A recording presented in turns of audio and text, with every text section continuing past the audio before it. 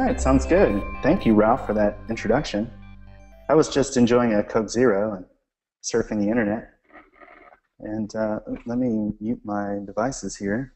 All 20 of my mobile phones. I have 20 mobile phones. Carry them with me, all 20 at the same time. I hope you don't mind. I'm coming to you from a completely empty room today in downtown Lewisburg, Tennessee. Population about 1,000. There's one fire truck in this town, and it likes to drive back and forth in front of my window with its sirens on for no apparent reasons. So if that happens, I'll try to mute it. I do apologize. We're going to talk about directives today. And actually, the title of this presentation was originally AngularJS and the Computer Science of JavaScript, but it's an abysmal title for this presentation. It doesn't really describe what the presentation's about, and it sounds really witty, but it doesn't actually make any sense, and it's probably not even a complete thought. So I reworded it to AngularJS directives for the rest of us. Since this talk is specifically about directives, if you learn one thing in the next 45 minutes, it should be what a directive is and how you can make one and sort of how it fits with what you're doing now currently. I'm going to talk about this from the lens of someone who is familiar with jQuery. I assume that most people are familiar with some amount of jQuery. We're not all as talented as the beautiful Douglas Niner with our jQueries, but most of us can select an item and then call a method on it and transform that into a widget. We're familiar with creating UIs that way. And since that paradigm doesn't work in Angular the same way, I'm going to talk about it through that lens. Additionally, I'm going to talk about it from the lens of Kendo UI. Kendo UI Core is an open source framework. I've been attached to that project for a long time, so I hope you'll extend me a little bit of latitude. Many of my examples contain that sort of code, but none of this is specific to Kendo UI. This comes from our, or my at least, experience working with Angular and building integrations for Kendo UI, which is a jQuery library. It's a UI library primarily. It's similar to jQuery UI. You select an element and you call some method on that element, and then it turns that element from a div into a menu or something that's not a div anymore, and has interactions and styles and things like that. And so when Angular first became popular, it became really clear that we couldn't use these same UI libraries the same way that we'd been using them for years and years, and we sort of had to rethink things. And so everything that I'm sharing with you today sort of came from my very difficult on-ramp to learning about directives. This is a 20-minute session, but we're going to see if we can cram it into 45 minutes. So bear with me. Can I get this out of the way? There we go. All right.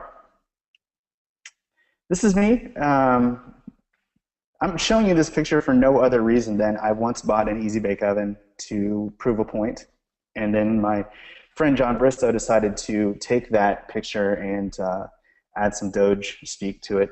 It's pretty awesome. All right.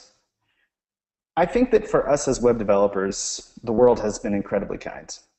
I mean, we can't deny it, right? I mean, there's been so many things that are just thrown our way that are completely free. Free frameworks, free UI tools, free debugging tools, free browsers. So many free things. We really get the best of the best tools, and we don't have to do anything to reciprocate for those tools. Right? We're not buying them for the most part, and they're just sort of given to us. It's been really, really nice, almost to a very weird point. I think it's begun to get a little bit awkward in the sense that there's so much and we can't really keep up with it anymore, and it's hard to figure out where we should be and what we should be focusing on. And it seems like there's a new project coming out every day, and things that we were doing yesterday, tomorrow are wrong. You should never do that way, and it's terribly confusing. It's confusing for me. It's probably confusing for you. And this is how I found Angular to be when I first started with it. As just an example, if you go and look at, if you were to try to quantify the number of JavaScript libraries that we have available to us, let's just talk about JavaScript. We're not talking about CSS.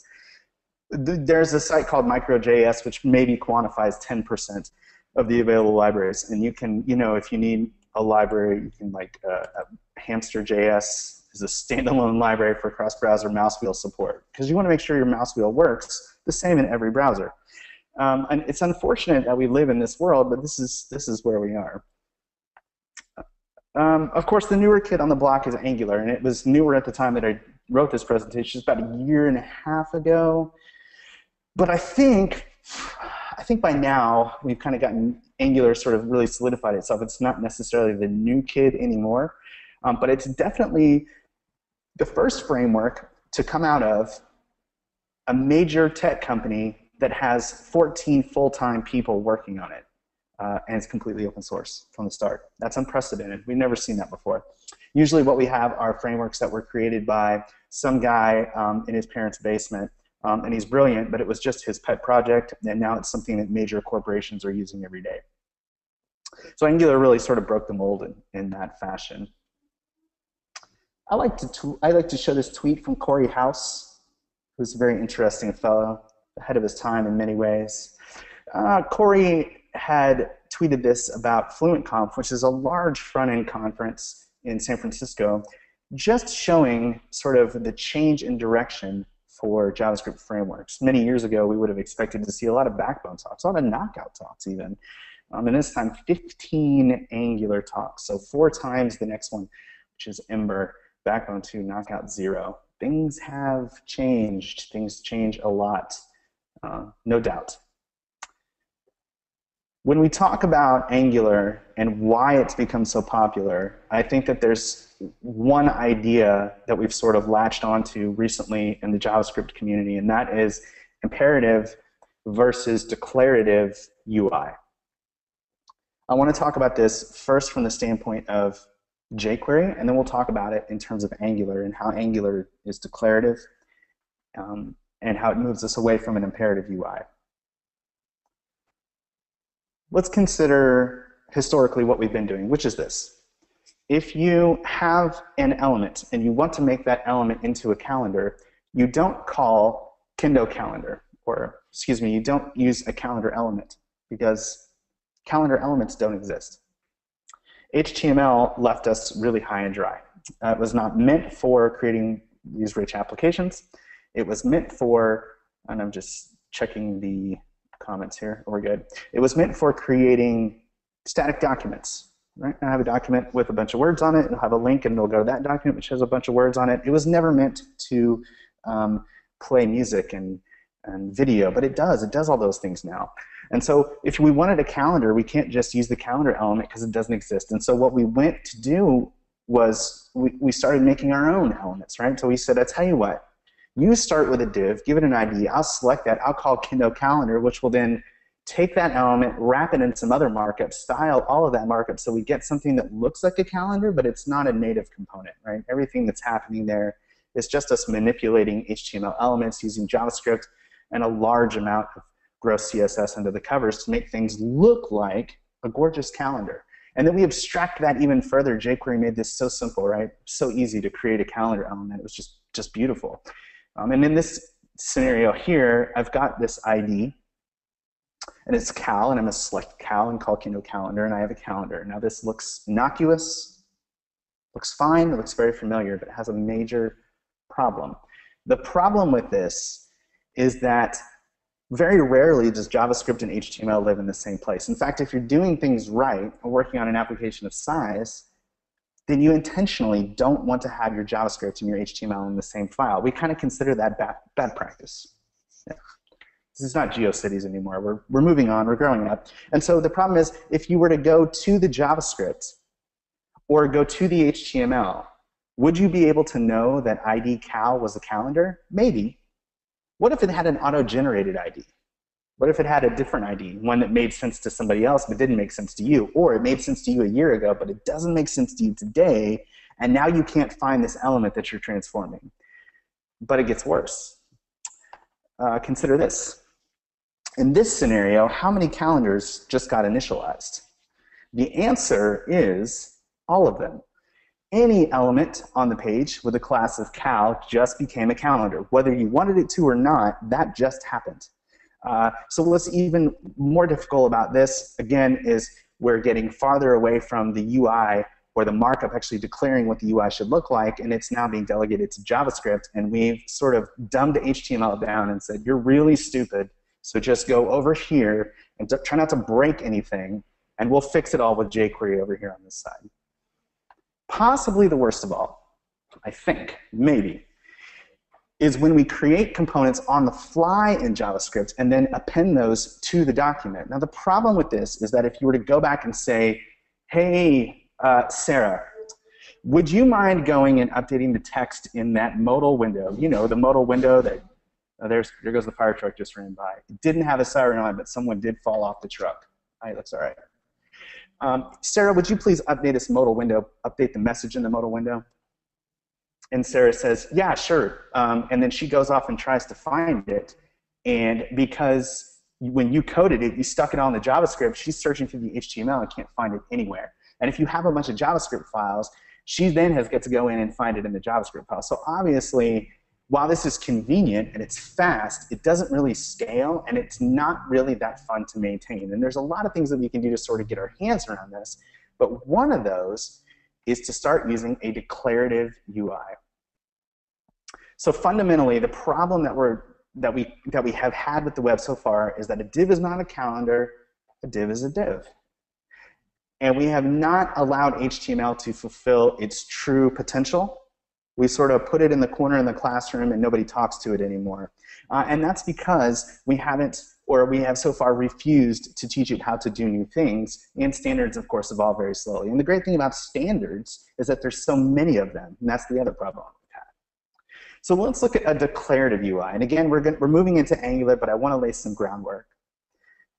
In this case here, what we're doing is using data attributes to actually specify what something is and what its initial value should be. Now, this is how Kendo UI works.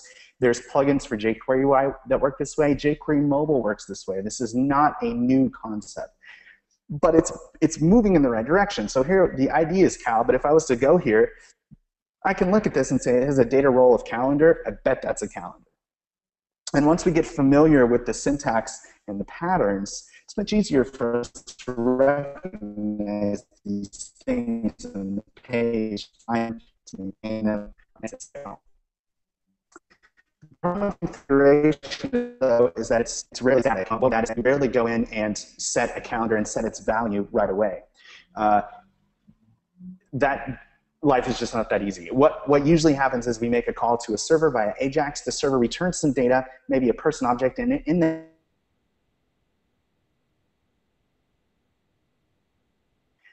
What we've done to sort of mitigate this so that we're not constantly saying, okay, give me data, now put this data in the UI, now exchange the UI, now give it back to me, okay, now put it back in this object, okay, now send it up to this. That's a lot of work for you. You don't want to do that much. I don't want to do that much work. So what we did instead was we had this concept of view models, and this was something that was really introduced via Knockout and came from the MVVM and the Microsoft side, the WPF framework, is this idea of I've got this object, and in Kendo we call them observables, but what I'm going to do is I'm just going to make my AJAX call, and I'm going to update this object, and then the object and the UI are going to stay in sync. And my JavaScript framework is going to do that. I'm not going to worry about that. All I'm going to worry about is the value of the object. This is a brilliant concept because it's very easy to manage the state of one item. It is very difficult to manage the state of multiple things. The reason why AngularJS is so amazing is because it is a combination of both of these things.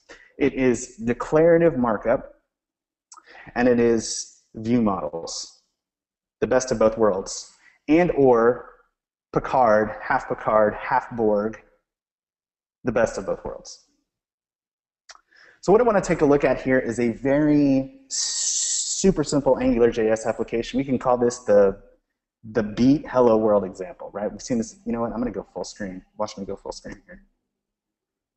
Hopefully everybody can still see. I assume Kramer will text me and tell me if they can't. So what we have here is a very simple Angular application, and of course I'm using Bootstrap because you can't build an application without using Bootstrap. That's actually a fact. You can look that up. And so on this side here, I've got this form. It's very simple, and then we can see this first name and last name syntax here. And here's the markup. There's not much here. You know, there's a div, some form groups, a little bit of Bootstrap soup, and then down here this templating syntax. And then Angular is included down here at the bottom. And up top here, we have this ng-at tag, but notice there's no JavaScript here, okay, nothing in this hand, and there's no JavaScript in this file. Now, if we're to run this, the first and last name go away, and then as I type into these inputs here, everything gets updated. This is why Angular demos so much better than anything else in the world, because it's actually doing this two-way binding and this idea of creating this model behind the scenes. It's doing all this for you, and you didn't have to do anything. It's just doing it. Let me move on to the next slide here. So that's fine. That works very well. But of course, a form that just regurgitates your name isn't terribly helpful. So let's look at this in the context of widgets, and when we do that, things get really a lot more complex really fast. In this case, we have this same form, and I'm missing my. Let me come out of full screen here. Sometimes I miss my button, so what I'm going to do is we'll just jump over like this. See, I'm flexible. I can roll with the punches. In this case, we have a birth date field, and we want to take this and we want to transform it into a date picker, right? Because this is kind of gross, it's ugly, it doesn't work in a lot of browsers. I know you can style this, but I really don't want to do that. I'd rather just use a date picker that I know. And so ordinarily what we would do is we would select this element and we would call date picker. And of course, that works. Yay, now we got a date picker. The problem with this is that this is not how Angular applications are structured. Furthermore, this is not how any application is structured.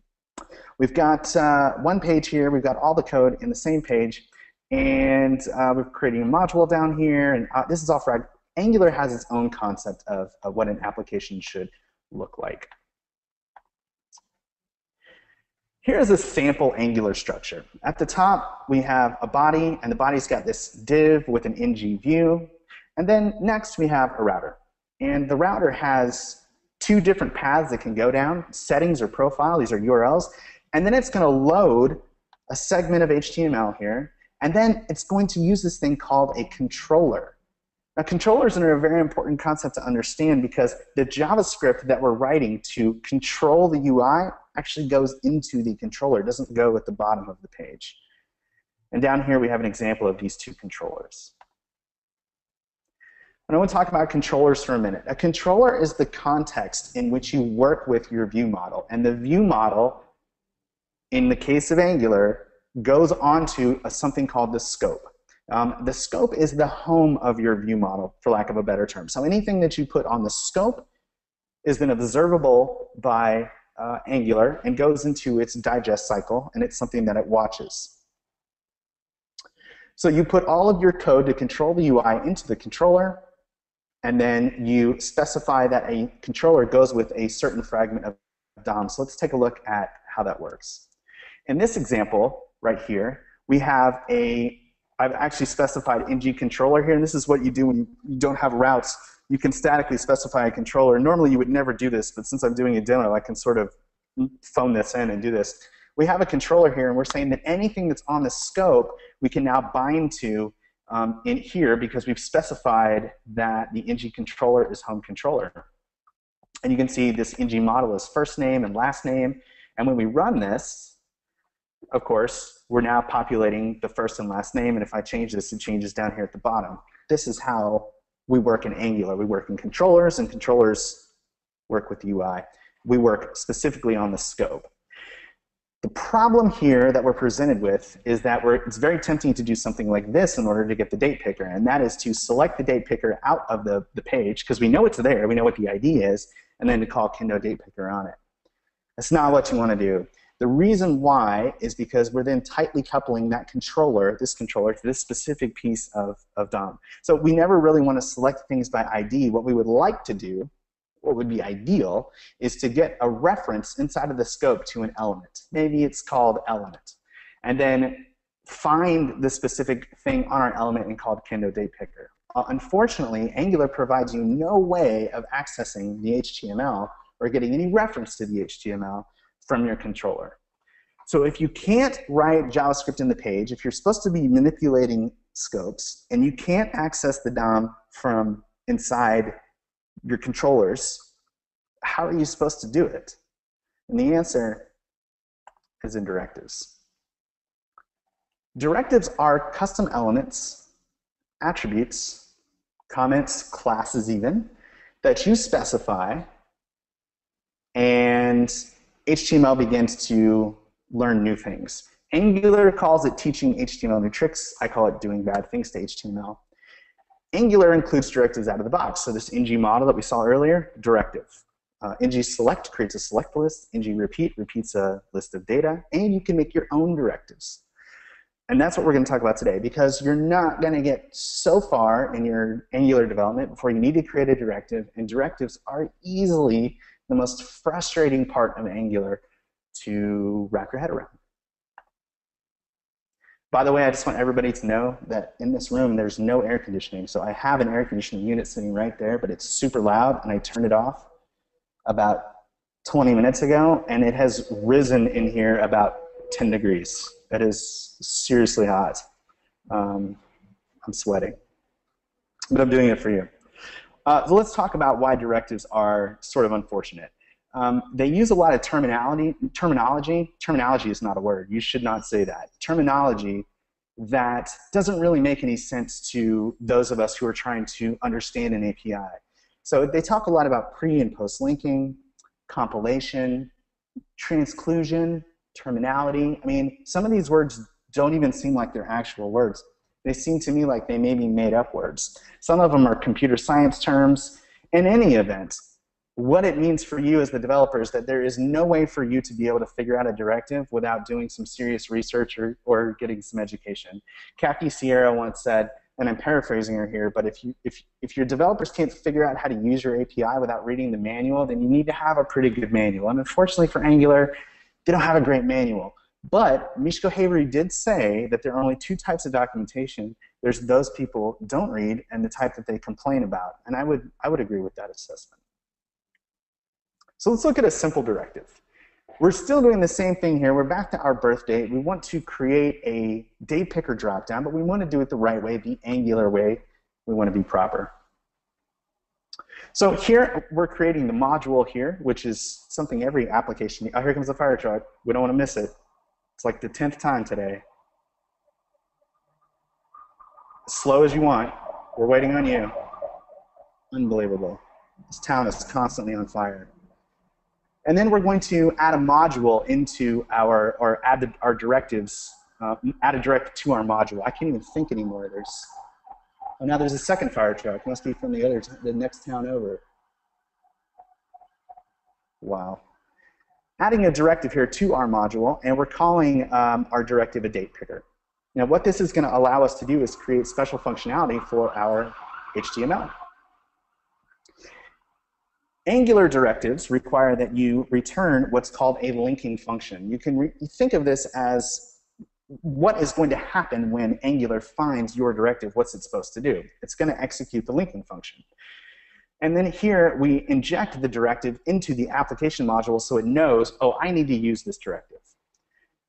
If we run this here, you'll notice that nothing is happening. And that's because we haven't actually applied this directive. So I'm going to come down here to this birth date here, input, and all I'm going to do is I'm going to say, I'm going to add an attribute of date picker, just like that. That's all I've done. And we'll run it again, and we get a date picker. That's pretty magical. It's pretty amazing. Let's look at some other cool things you can do. As I mentioned before, Angular gives you the ability to use more than just attributes. You can actually create your own custom elements. And this may feel dirty at first if you've worked with HTML for a while and you're like, you know, I don't really think it's a good idea that I should create a calendar that only works on my machine or is not part of this spec. I think that that was initially sort of how everybody felt, but I think we're sort of learning that it's okay in the context of our own projects to teach our HTML how to do new and different things. Like I said, standards are great because there's so many of them, but if we all wait on the HTML standard to get us a calendar or a proper date picker, I think we're going to be waiting for a very long time. So in this case, we can actually add a restriction here. So what I'm going to do here is add, and I'm going to say restrict, and we have the ability to restrict between a couple of different elements. Or excuse me, a couple different types. We can restrict to attributes, elements, classes, and comments. So in the case of what we've got here, I want to restrict this so I can make a custom element. So I'm going to say E, and so now my attribute that I've got for this date picker won't work anymore, right? So, but I can now create a custom date picker element, and this will work. So if I run this, you can see that we got a date picker. That doesn't look quite right, does it?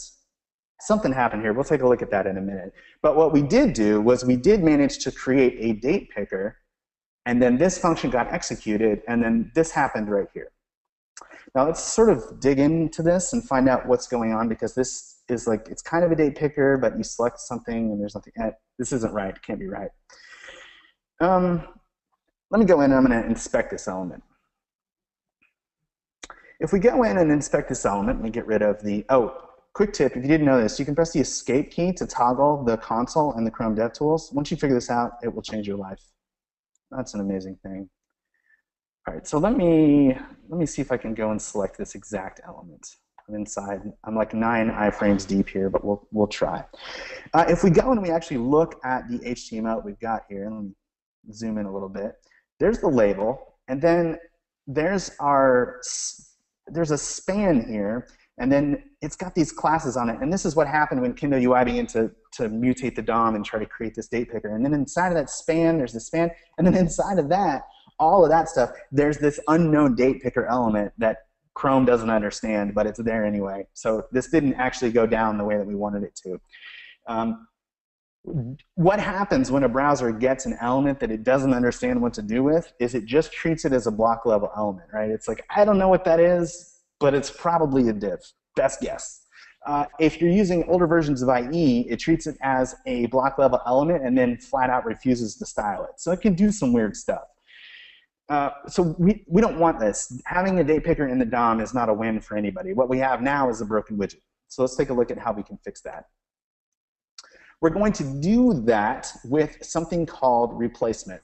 So here I've restricted it to elements and attributes, and what we want to do is provide a template for our element. So what I'm going to do is come down and say template, and then the template that I want is, I know, because I've used Kendo UI a lot, that it requires an input for a datetime picker. If you use a div, it doesn't work. It looks like it works, but you can't edit it, and you'll spend a lot of time on Stack Overflow. Your marriage will fall apart, and then you'll realize that it's because you needed an input tag. So I'm going to save you all that sorrow. So we have an input tag here, and that's basically all I'm going to put in it, right? So once I do this, I'm going to go ahead and run this. And oh, so close, but still not quite there. What happened here? We have a date picker. Still nothing happens there. There's this input sort of sitting inside. You know what? Let's go back to the DevTools and try to figure out what went wrong. Okay, so here's that span. Let me zoom in again. Maybe I zoomed in too much. Where's our span? There, I'm getting close. Here is our span. Here's our birth date, our label. Here's the span. Here's the classes. Here's that other span. And then here's that date picker is still in there. And then if we scroll down, inside of that date picker is the input template. All right, so that did not work out the way that we planned. The reason why that is because we specified that we wanted a template for the element, but Angular by default doesn't just remove the element for the DOM and replace it with what's in the template. We need to tell it that we want it to do that. So we'll come here and we'll say replace is true. Run this again. Now we have a date picker. What's even more interesting is if we inspect this element again, we can see here that we now have this input. So it took the template, it took the date picker element out, replaced it with the template, and then look what it did. It was smart enough to merge all of the attributes, even the ones that Kendo UI adds to that input, onto the input and replaced the date picker element. So it merged all the accessibility attributes, everything, all the classes, everything gets moved for you. It's really, really neat stuff. All right, so at this point, we've got a date picker. We're looking pretty good. We've created a directive. It's probably time for us to go write an article, get on the front page of Hacker News. Yeah, we're doing really well. Let's talk about something else, though. In the case of creating a directive, we are missing out on model binding. And what I mean by that is when we run this here, where we're using models, we're going to type Burke, type Holland, and click on the birth date, and nothing happens. And if you'll notice, let's come down here. I tell you what, let's look in our controller here. We have a birth date. Let me put that birth date field back in. So let's say birth date. Hopefully I spelled that right. And we'll run this. And okay, the first name is updated, the last name is updated. I misspelled my own last name. It's not the first time. I do it in email actually all the time. But when we change the date, you can notice that the model on the controller is not updating. So what we have here is we've created an element, but it's not bound. There's no binding. So the view model portion of what Angular offers us is just completely missing. Now, because I am not that great of a coder, I'm going to copy up all of this business here. And what we're going to do here is, what I tried to do at least was, well, okay, I'll tell you what I'll do. I know how to fix this. When the Kendo date picker changes, what I'm going to do is I'm going to update the model for Angular. I'm going to update the scope, let it know that I've changed. So let me copy in this. Oh my gosh. Let me see if I can format this a little bit. So basically what's happening here, because there's a lot of different things going on, you can see how directives sort of get out of control in a hurry. You can find yourself in over your head. Let me move this back over. And if this doesn't work, you'll just have to bear with me. We've calling this change event. So when somebody selects a date, it's going to fire the change event. But we're going to store the value of this into that, because then we need to go into scope.apply. Now what scope.apply does is it basically wraps on the side of Angular's brain and says, hey, yo, this thing on the scope changed. You may want to know about it. And then we're using this ng model here. Now what ng model does is it says, instead of setting something directly on the scope, I want to set the model value, which allows us to do essentially two-way binding. Otherwise, we're going to be outside of Angular's binding pipeline, and there's going to be certain folks that are not in the mix. Either the controller and the scope or the DOM are not going to be part of the party. Also, this question mark in the front here, what this means is give me ng model if the element has one specified. If it doesn't, then give me null. This is just a way for us to know whether or not what we're actually going to get when we request ng model. So if I run this, we've got some sort of JavaScript error that I'm not going to try to debug live. This is how we handle that sort of binding. Let me move on here. The other type of binding that we have, Francois, thank you, man. He's debugging for us. This is why it's difficult to do webinars, because I don't have you guys to like shout out stuff from the audience like, hey, you're missing a semicolon, and or you can't write C++ in the browser. We can also do things like passing configuration from the DOM into our element. So in this case, I'm going to scroll down here. Let me show you what I mean. We've got a date picker, and we've said that the ng model is birth date, and then we can pass in different options from this element here directly into the controller. And just due to time, I'm going to keep moving here. The last thing that I really want to go over before we sort of wrap up and talk about some other stuff is talking a little bit about timeout. And I know that at this point, like, there's a lot of code here, and it's starting to get a little unwieldy. And directives really do get unwieldy and can get unwieldy in a hurry. There's no doubt about that.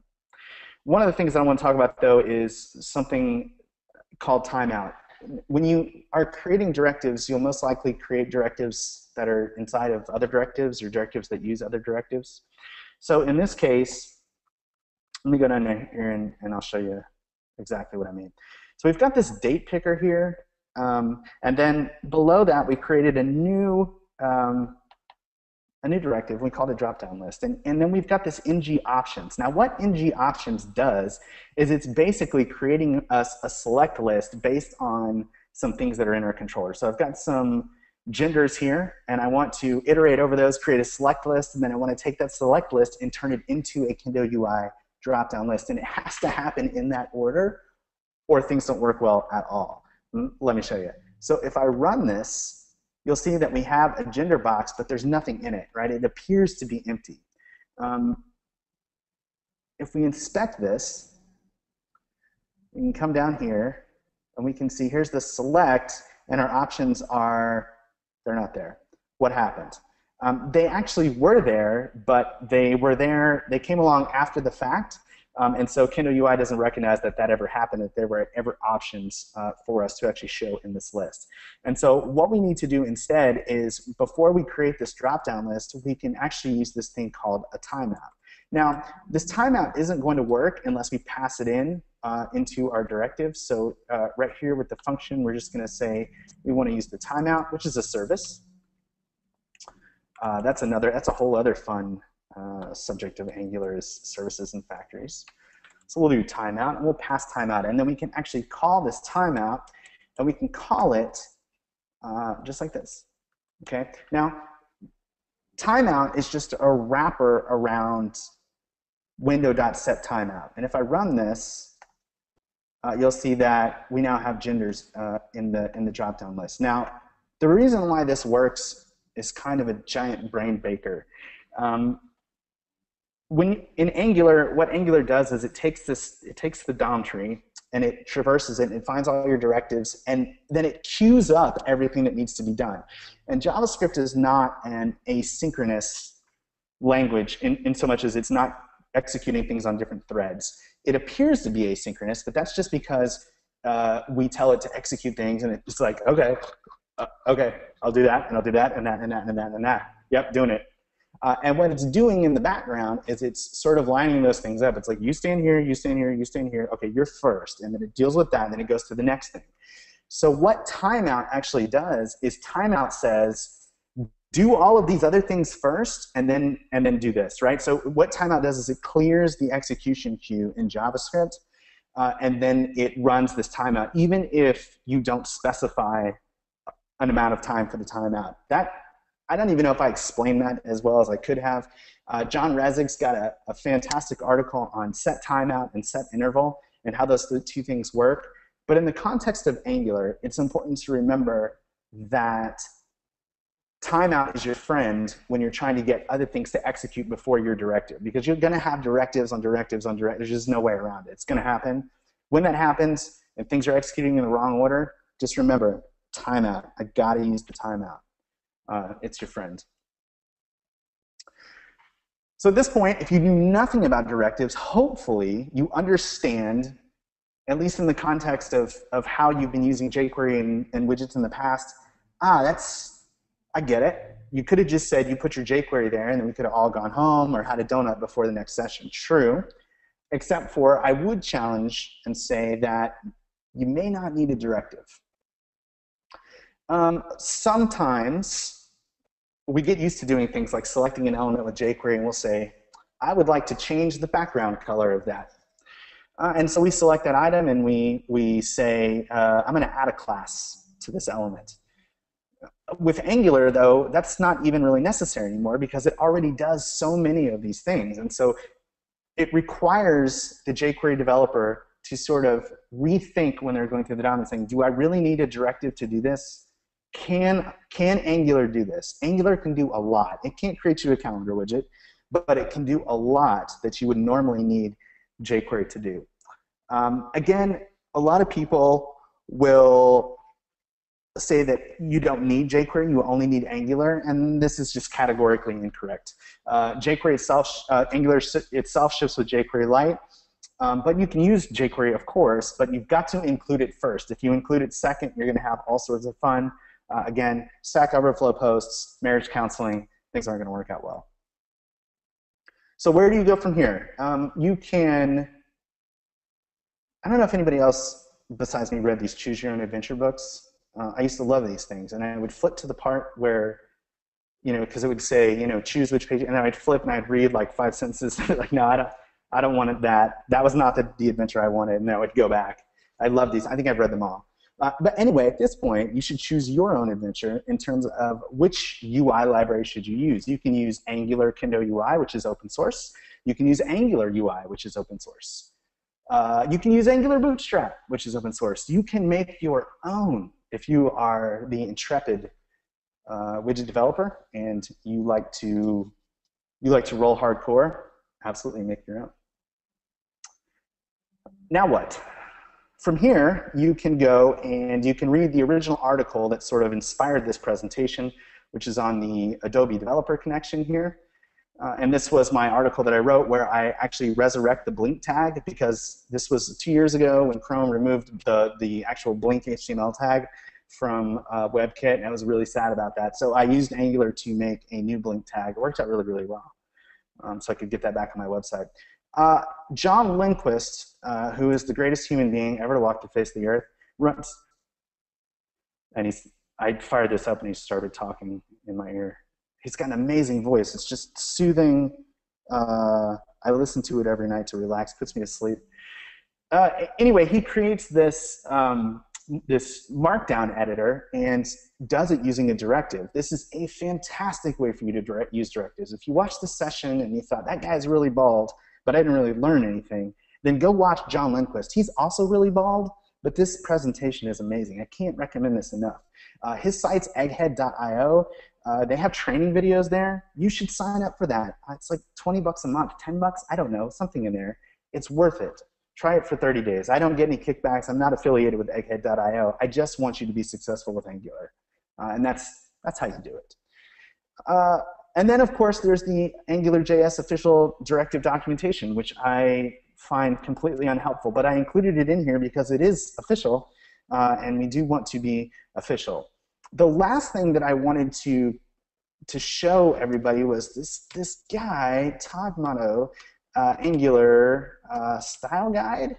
Todd published this amazing style guide, opinionated AngularJS style guide for teams. If you're doing Angular and you read one article the rest of the year, then I feel bad for you because you should be reading more than one article. But if you're only going to read one, you should read this one. It is amazing, not just in terms of directives, but just in terms of, it really should be called AngularJS Best Practices. I mean, it is a fantastic and succinct read. I highly recommend that you take a look at this as well. So my proposition is that AngularJS is sort of pointing us in the right directions. It's causing us to rethink how we treat HTML and sort of creating it or turning it into a first-class citizen. While that feels wrong for us in a lot of ways, because we've learned not to go against the spec. If IE6 taught us one thing, it was don't go against the spec, right? And of course, we didn't learn anything. But web components really are the future. Web components are this idea that it's going to be part of the spec. It's going to be something that we can add to the browser to teach HTML how to be a calendar, how to be a drop-down list, or how to be a grid. But Angular is really beginning to change people's perceptions about how we create applications, and it's really paving the road for web components. If you're not familiar with web components, you should check that out. Polymer is the project there, and it's we found it to be, we took a look at it recently. It's a really cool technology. It's a little bit green, definitely for greenfield browsers, but for something to look into as part of where the web is headed, you definitely need to have web components on your radar. So I think that I have successfully crammed this presentation into the allotted time. Thank you so much for having me. I apologize about the fire trucks. I'm sure they'll be coming right back by here at any moment. It's been 10 minutes since the last time they were by, so they're due back by any second. You can find me on Twitter at Burke Holland. I'd love to hear from you. You can tell me about how you enjoyed the session. It was the greatest thing that ever happened to you. I have a blog here with an unfortunate name, and then you can find our little project here at Kendo Labs.